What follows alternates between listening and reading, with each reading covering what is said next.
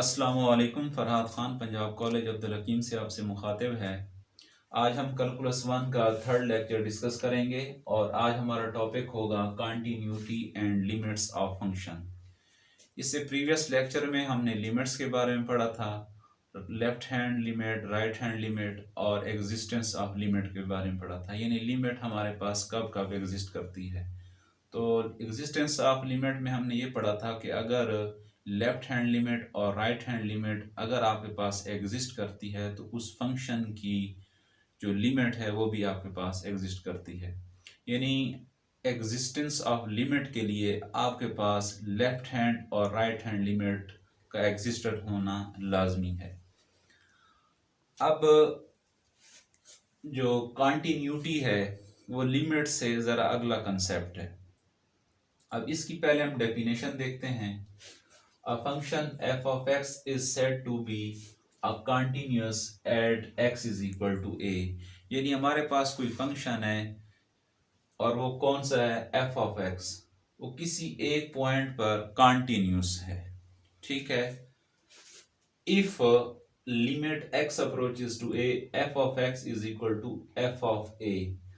अब हम ये कह रहे हैं कि हमारे पास कोई फंक्शन उस वक्त कंटिन्यूस होता है जब उसकी लिमिटिंग वैल्यू एक्चुअल वैल्यू के इक्वल आ जाए। ठीक है, अब आपको याद है कि ये वाला जो कंसेप्ट है ये हमने ऑलमोस्ट सीख लिया है। ठीक है, कैसे सीखा है कि लिमिट जब x अप्रोच करता है a पे और कोई भी फंक्शन हो f ऑफ x, तो आपको याद है कि इसका मतलब है कि हमारे पास लिमिट जो है उसका एग्जिस्टेंट होना लाजमी है।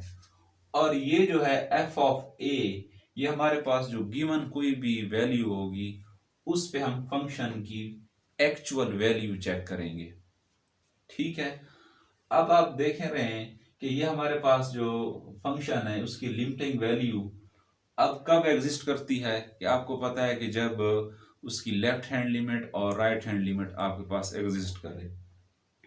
यानी हमने यहाँ फिर लिखा कि दैट इज, यानी इस बात का ये भी मतलब है कि limiting value of F of X at X is equal to A, क्योंकि हम जनरल बात कर रहे हैं तो हम कोई भी पॉइंट ए ले रहे हैं। ठीक है, ए आपके पास कोई भी पॉइंट हो सकता है, वो इक्वल होगा एक्चुअल वैल्यू के। यानी इसी बात की जो एक्सप्लेनेशन है आपके पास वो कैसे हो रही है कि हम इसको यहाँ लिख रहे हैं कि लिमिटिंग वैल्यू, यानी इसको लिमिटिंग वैल्यू कहते हैं। ये जो आपके पास ये वैल्यू है इसको कहते हैं एक्चुअल वैल्यू। यानी किसी एक पॉइंट पे क्या होनी चाहिए, आपस में इक्वल होनी चाहिए। यानी इसका मतलब ये है, यानी मैं यहाँ अगर इसकी एक्सप्लेनेशन करूं तो यानी अगर हमारे पास यानी लिमिट x अप्रोच करे 2 को और फंक्शन हमारे पास f ऑफ x हो, यानी इसकी लिमिटिंग वैल्यू अगर 2 आती है और इसी की अगर 2 पॉइंट पे वैल्यू भी 2 आती, यानी एक्चुअल वैल्यू भी 2 आती है, तो हम कहेंगे ये आपके पास कंटिन्यूअस फंक्शन है।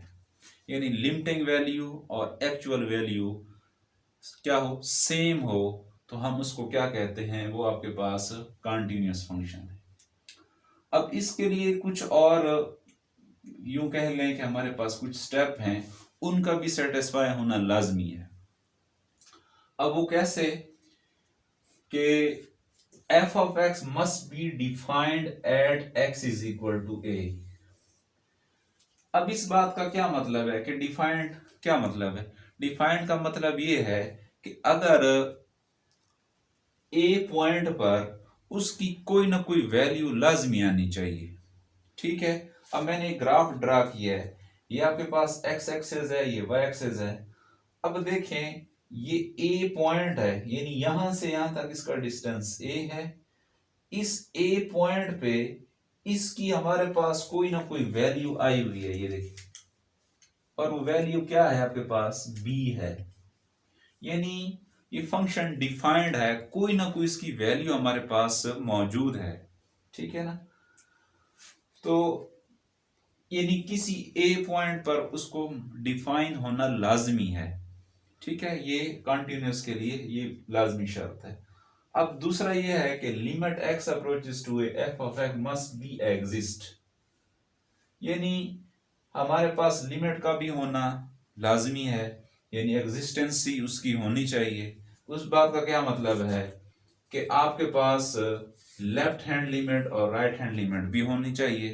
कैसे कि अगर हम ये देखें, ये ए है ना, अगर आप इसको राइट साइड से अप्रोच करें इस ए को, और इधर से इसको लेफ्ट साइड से अप्रोच करें, और इसी ग्राफ के अंदर ये देखें राइट साइड से इधर से अप्रोच करें और लेफ्ट साइड से इधर से अप्रोच करें, दोनों तरफ से हमारे पास वैल्यू बी ही आ रही है।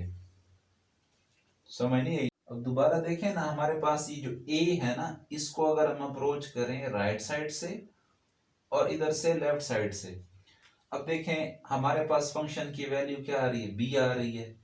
यानी अगर आप इस पॉइंट को, यानी ये जो आपके पास बी है, आप इसको लेफ्ट साइड से अप्रोच करें या राइट साइड से, ठीक है ना, यानी लेफ्ट साइड से और राइट साइड से, उस वक्त आपके पास क्या है, फंक्शन की वैल्यू बी है। यानी ये बी यानी हालो सर्कल है, इसको हमने फिल किया हुआ है, यानी फंक्शन डिफाइंड है, यानी कोई ना कोई उसकी वैल्यू हमारे पास आ रही है।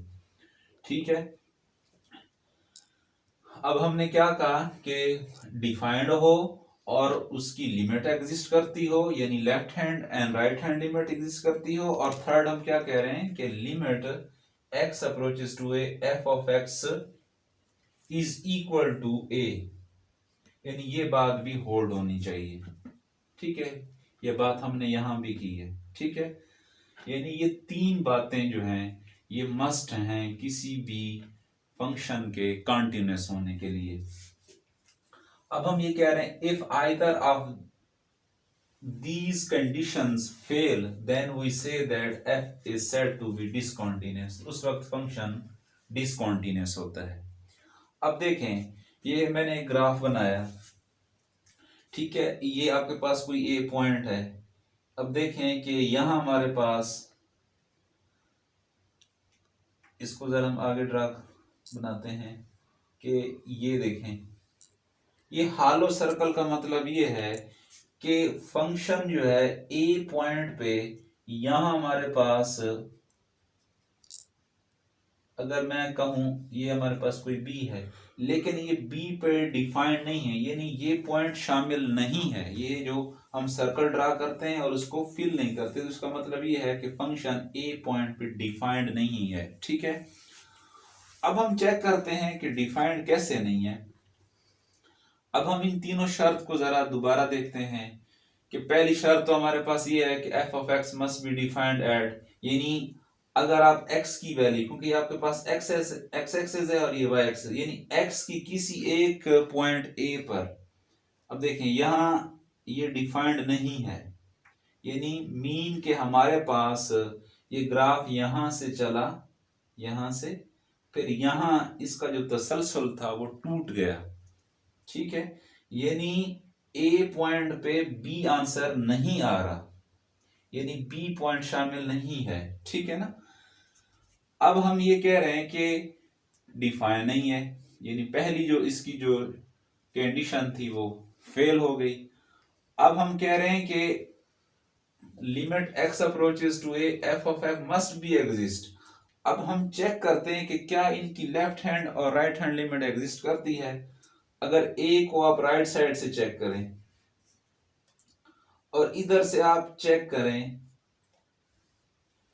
कि ये जो b आ रहा है, क्योंकि ये पॉइंट ये जो शो कर रहा है ये आगे हमें b की वैल्यू बता रहा है। अब इस साइड से चेक करें, ये b को तो यानी एग्जैक्ट b को नहीं कह रहा, b की किसी नियरेस्ट वैल्यू को क्या कर रहा है, अप्रोच कर रहा है। इसी तरह अगर हम लेफ्ट साइड से देखें, इस साइड से,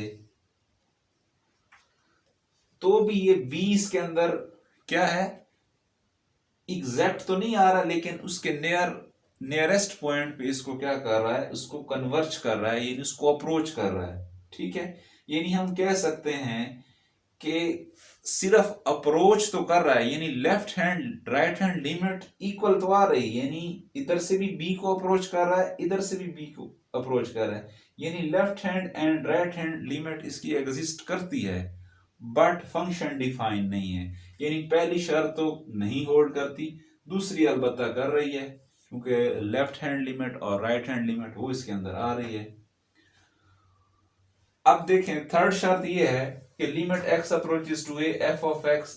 अब देखें ठीक है, यानी ये बात तो हम कहते हैं कि ये इस पे होल्ड हो रही है, लेकिन ये बात नहीं होल्ड हो रही, यानी यहाँ पे हम कहते हैं कि उसका आंसर जो है यानी लिमिटिंग वैल्यू उसकी बी आ रही है, लेकिन एफ ऑफ ए पे ये डिफाइन नहीं है, तो हमारी ये शर्त भी जो है वो फुलफिल नहीं हो रही ये वाली। ठीक है, ये भी हम इसमें से यानी फर्स्ट और थर्ड ये दोनों कंडीशन फुलफिल नहीं हो रही, इसलिए हम कह सकते हैं ये आपके पास क्या है, डिसकंटीन्यूअस है। ठीक है, अब एक और भी अगर आपको ये कंसेप्ट ना माइंड में रहे, एक कंसेप्ट ये है कि अगर आपके पास यानी कोई ग्राफ है, आप उसको इस तरह से चला रहे हैं, ठीक है, यानी कहीं इसको आप रोक नहीं रहे, यानी इसको मुसलसल आप चला रहे हैं, यानी किसी फंक्शन का ग्राफ यूं बने तो उसको हम कहते हैं ये कॉन्टिन्यूस है।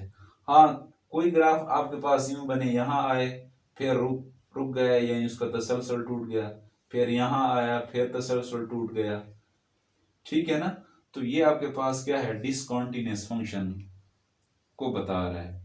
अब यहां देखें, यहाँ कॉन्टिन्यूस इसलिए था कि ये यहां से स्टार्ट हुआ, ठीक है ना, यानी फंक्शन की वैल्यू आती रही हमारे पास, और ये पॉइंट भी शामिल है, यानी यहाँ फंक्शन सॉरी जो ग्राफ है वो आपके पास चलता रहा, ठीक है ना, कहीं पे इसका तसलसल टूटा नहीं है, तो हम कह सकते हैं ये पॉइंट भी शामिल है और आगे ये चल रहा है। ठीक है, लेकिन यहाँ पे क्या था, यहाँ चला, यहाँ पे आके उसका तसलसल टूटा, कैसे टूटा कि ए जो है पॉइंट पे बी वैल्यू तो आ नहीं रही, लिहाजा ये पॉइंट शामिल नहीं है, तो ये आपके पास क्या होगा, डिसकंटीन्यूअस एट किसी point x is equal to A के ऊपर, यानी ए पे हम चेक कर रहे हैं। अब ए आपके पास कोई भी आर्बिट्रारी कांस्टेंट है, यानी कोई भी आपके पास कांस्टेंट ले रहे हैं, और ये आपके पास क्या है, कॉन्टिन्यूस। अब हमारे पास कुछ रिजल्ट्स हैं और वो इनफाइनाइट लिमिट के रिलेटेड है। ठीक है, अब एक हमारे पास है लिमिट, अगर x अप्रोच करे पाई बाय 2 थ्रू लेफ्ट साइड से, और टेंजेंट ऑफ x आपके पास क्या हो, फंक्शन हो, तो आपके पास क्या आएगा, रिजल्ट इन्फिनिटी आएगा। और लिमिट अगर x अप्रोच करे पाई बाय 2 थ्रू राइट साइड, तब हमारे पास रिजल्ट क्या आएगा, माइनस इन्फिनिटी। और एक और है लॉगरिथमिक, जो है आपके पास कोई फंक्शन हो नेचुरल लॉग ऑफ x, और अगर हम जीरो को अप्रोच करें थ्रू पॉजिटिव साइड, तो आपके पास क्या होगा, नेचुरल लॉग ऑफ x का जो उसकी जो लिमिटिंग वैल्यू होगी वो माइनस इन्फिनिटी होगी। यानी ये हमारे पास इनफाइनाइट लिमिट के कुछ रिजल्ट हैं।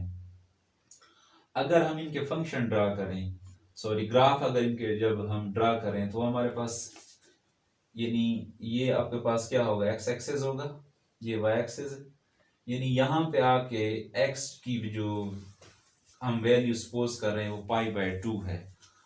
अब हम क्या करते हैं, इस पाई बाय 2 को थ्रू लेफ्ट साइड क्या करते हैं, अप्रोच करते हैं, ठीक है ना, जैसे हमने कहा ना x approaches to pi by 2 through left side, यानी इस साइड से, ठीक है, तो क्या होता है कि आपके पास जो ग्राफ होगा वो पॉजिटिव इंफिनिटी तक जाएगा, ठीक है, कहाँ जाएगा आपके पास, पॉजिटिव इंफिनिटी तक, ऐसे, यानी आप राइट साइड से अप्रोच करेंगे, फंक्शन आपका ऊपर जाएगा, यानी पॉजिटिव इंफिनिटी तक जाएगा, यानी यहाँ आप सेट ऑफ डोमेन में से कोई नंबर ले रहे हैं पाई बाय 2, और फंक्शन आपके पास टेंजेंट ऑफ x है, तो आपके पास जो ग्राफ होगा वो पॉजिटिव इंफिनिटी तक जाएगा, और इसको कहते हैं वर्टिकल एसिम्पोटेट।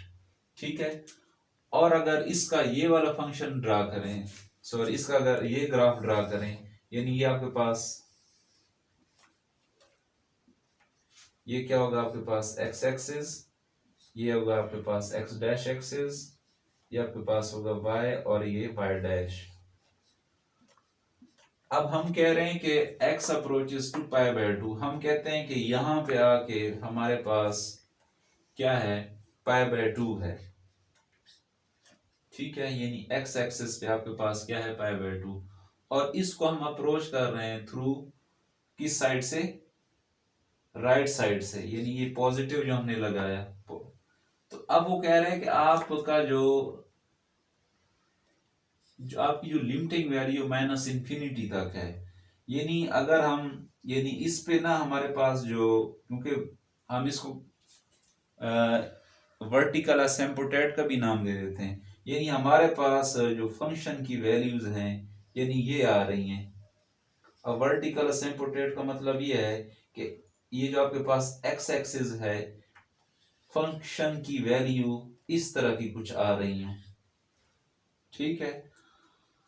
अब हम कह रहे हैं कि अगर पॉजिटिव जाए तो हमारे पास माइनस इंफिनिटी तक आंसर आता है, यानी हमारे पास जो ग्राफ बनेगा वो इस शेप का बनता जाएगा और वो माइनस इंफिनिटी तक जाएगा, ठीक है, इस तरह से, यानी यहां से ग्राफ चला और वो आपके पास कैसे आएगा, माइनस इंफिनिटी तक, ठीक है। यानी आपने पाई बाय 2 को थ्रू राइट साइड अप्रोच किया और उसने क्या किया, फंक्शन की जो अप्रोचमेंट है वो माइनस इंफिनिटी तक आई, यानी इसका आप अगर ग्राफ ड्रा करें इस शेप का बनेगा। इसी तरह अगर limit x approaches to positive natural log of x, तो वो आपके पास क्या आता है, माइनस क्या आएगा, माइनस इंफिनिटी तक। यानी अगर आप जीरो को अप्रोच कर रहे हैं, यानी x अप्रोचेस टू हम कह रहे हैं आपके पास क्या है, zero, x approaches to zero through right side, तो नेचुरल लॉग की वैल्यू आपके पास क्या आती है, माइनस इंफिनिटी आती है। अब देखें कि ये हमने ग्राफ ड्रा किया है, ठीक है, ठीक है, यानी अब हम ये जो आपके पास जीरो है, ठीक है ना, हम क्योंकि वो कह रहे हैं कि x अप्रोच करना है आपने थ्रू राइट साइड, यानी आप इस जीरो को इस साइड से अप्रोचमेंट इसकी कर रहे हैं, इधर से जब अप्रोच करेंगे तो आपके पास जो फंक्शन का जो बिहेवियर है वो माइनस इंफिनिटी तक जाएगा, ठीक है। आपको पता है ना, जब हम वैल्यूज लेते हैं, ये आपके पास ये x डैश है आपके पास, ये क्या है आपके पास y और ये y डैश है। अब देखें कि यहाँ पॉजिटिव वैल्यू लेते हैं, नीचे नेगेटिव वैल्यू, यानी अगर फंक्शन ऊपर जाता है, लेकिन ये क्या है हमारे पास, इसका बिहेवियर नीचे आ रहा है, यानी माइनस इंफिनिटी तक इसको हम लेके जा रहे हैं, यानी इस तरह का जो भी आपके पास फंक्शन होगा नेचुरल लॉग ऑफ x, तो वो माइनस इंफिनिटी तक अप्रोच करेगा, ठीक है। अगर हम उसको राइट साइड से अप्रोच करें, यानी ये जीरो है ना, इसको हम राइट साइड से अप्रोच करेंगे, जो फंक्शन की लिमिटिंग वैल्यू होगी वो आपके पास माइनस इंफिनिटी तक चलेगी, ठीक है। नेक्स्ट हमारे पास है लिमिट्स लॉस, ठीक है। अब हम कह रहे हैं कि suppose that c is constant, c हमारे पास कोई कांस्टेंट है, and the limits, limit x approaches to a f of x and limit x approaches to a g of x, यानी ये हमारे पास कोई सी दो लिमिट्स हैं, एक फंक्शन f of x की है और एक फंक्शन जो है वो g of x की है, ये एग्जिस्ट हैं, यानी c हमारे पे कोई कांस्टेंट है और limit x approaches to a f of x और limit x approaches to a, यानी इन दोनों फंक्शन की जो लिमिट्स हैं वो आपके पास क्या हैं, एग्जिस्ट है। तो हमारे पास फिर ये वाले जो रूल हैं इनको कहते हैं लिमिट्स लॉज, ठीक है। अब पहला है सबमिशन के बारे में, limit x approaches to a f of x plus g of x is equal to क्या होता है, limit x approaches to a f of x plus limit x approaches to a g of x, यानी हमारे पास ये दो function थे जो कि सम की फॉर्म में थे। अब हम क्या करते हैं कि इस पे अलग लिमिट अप्लाई करते हैं और इस पे अलग लिमिट अप्लाई करते हैं। ठीक है, यानी जब कभी हमारे पास समेशन की फॉर्म में फंक्शन आ जाए तो हमने क्या करना होता है, इस पे अलग लिमिट लगानी पड़ती है और इस पे अलग लगाएंगे। अब नेक्स्ट है हमारे पास है सब्ट्रैक्शन फॉर्म में, यानी जब दो फंक्शन माइनस हो रहे हो और limit x approaches to a हो, यानी अब जैसे हमने समीशन की फॉर्म में जैसे अलग अलग अप्लाई किया है तो इसी तरह हम माइनस के लिए भी क्या करेंगे, अलग अलग अप्लाई करेंगे, यानी f ऑफ x के लिए अलग और g ऑफ x के लिए अलग। ठीक है, इसी तरह थर्ड रूल है limit x approaches to a c f of x, c यहाँ पे कांस्टेंट है। ठीक है ना, यहाँ जैसे हमने शुरू में कहा कि ये हमारे पास क्या है, कांस्टेंट है। अब हम c बाहर लिखेंगे, यानी जब भी कोई कांस्टेंट आएगा जैसे 5 है, 3 है, 6 है या कोई और टर्म है हमारे पास, उसको हम क्या करेंगे, बाहर लिखेंगे। ठीक है, और फंक्शन पे फिर लिमिट अलग हम अप्लाई करेंगे, यानी कांस्टेंट बाहर लिखेंगे और फंक्शन पे हम अलग लिमिट अप्लाई करेंगे। उसके बाद आपके पास क्या है, प्रोडक्ट फॉर्म में, यानी f of x dot g of x, यानी f(x) जब g ऑफ x से मल्टीप्लाई होगा तो हम क्या करेंगे, इस पे अलग लिमिट अप्लाई करेंगे और इस पे अलग लिमिट अप्लाई करेंगे। ठीक है, इसी तरह के क्वोशिएंट फॉर्म में है कि limit x approaches to f of x over g of x, तो आपने क्या करना है, f ऑफ x पे अलग लिमिट अप्लाई करनी है और g ऑफ x पे आपने अलग लिमिट अप्लाई करनी है। आगे है आपके पास power rule, limit x approaches to f of x whole, यानी f ऑफ x की पावर यहाँ आपके पास n है, तो जब इस पे लिमिट अप्लाई करेंगे तो आपने फंक्शन के साथ लिमिट अप्लाई करनी है और होल की पावर n लेनी है, और n आपके पास यहाँ क्या होना चाहिए, वो पॉजिटिव इंटीजर होना चाहिए। ठीक है ना, यानी n क्या होना चाहिए, पॉजिटिव इंटीजर होना चाहिए। इसी तरह limit x approaches to c, और यहाँ भी यही कांस्टेंट c आ जाए तो आपके पास वही लिमिट आनी चाहिए, यानी यूं अगर आ जाए आपके पास लिमिट x अप्रोचेस टू 5 और यहाँ भी 5 हो तो आपने उसका आंसर 5 ही लिखना है। ठीक है, 8 है limit x approaches to a x is equal to a, यानी आपके पास इस फॉर्म में आंसर आ जाए, लिमिट अगर x हो और वो किसी भी कांस्टेंट a की तरफ टेंड कर रही हो, उसकी अप्रोचमेंट a की तरफ हो, और यहाँ जो वेरिएबल हो जिससे हम टेंड कर रहे हैं, यानी x से टेंड कर रहे हैं, तो यहाँ क्या आएगा, आपके पास जिसकी तरफ आप कर रहे हैं वही कांस्टेंट आएगा। ठीक है ना, यहाँ पे x है तो यहाँ भी x है, तो हम x की तरफ, a की तरफ इसकी लिमिट को अप्लाई करेंगे। ठीक है, उसके बाद है limit x approaches to a x raise to power n। अब यहाँ देखिए x अप्रोच कर रही किसको, a की तरफ, और यहाँ भी देखें x आ रहा है आपके पास, यानी यहाँ से हमारी लिमिट क्या कर रही है, अप्रोच कर रही है किसकी तरफ, a की तरफ। अब x यहाँ है तो आपने क्या लिखना है, यहाँ a लिखना है, यानी यहाँ जैसे हमने किया है कि a की तरफ अप्रोच कर रहा था, यहाँ x था, हमने यहाँ a लिखा, तो same as it is power as it is आ जाएगी, यहाँ a की x की जगह आपने क्या लिखना है, a लिखना है। लेकिन n यहाँ आपके पास क्या होना चाहिए, पॉजिटिव इंटीजर होना चाहिए, सेम एज इट इज। आगे ये भी इसी की है, समझें, दूसरी इसकी फॉर्म है कि अगर अंडर रूट आ जाए, ठीक है ना, यहाँ अंडर रूट नहीं था, यहाँ अंडर रूट आ जाए और यहाँ इंडेक्स की फॉर्म में आ जाए, यानी n किस फॉर्म में आ जाए, इंडेक्स फॉर्म में आ जाए, तो अब इसको हम क्या कहते हैं कि ये जो x अप्रोच कर रहा है a को, अब इस x की जगह a आ जाएगा आपके पास, a और अंडर रूट यहाँ n, और यहाँ दोबारा जो n है आपके पास वो क्या होगा, पॉजिटिव इंटीजर होगा। लेकिन अब यहाँ जो ये n नजर आ रहा है आपको, ये इवन नंबर होगा। ठीक है, यानी वो 2 हो सकता है, वो 4 हो सकता है, वो 6 हो सकता है, यानी n आपके पास इवन होगा। और ये जो a आपको नजर आ रहा है, ठीक है, यानी जो अंडर रूट के अंदर है ये वाला है, ये ग्रेटर देन 0 हो।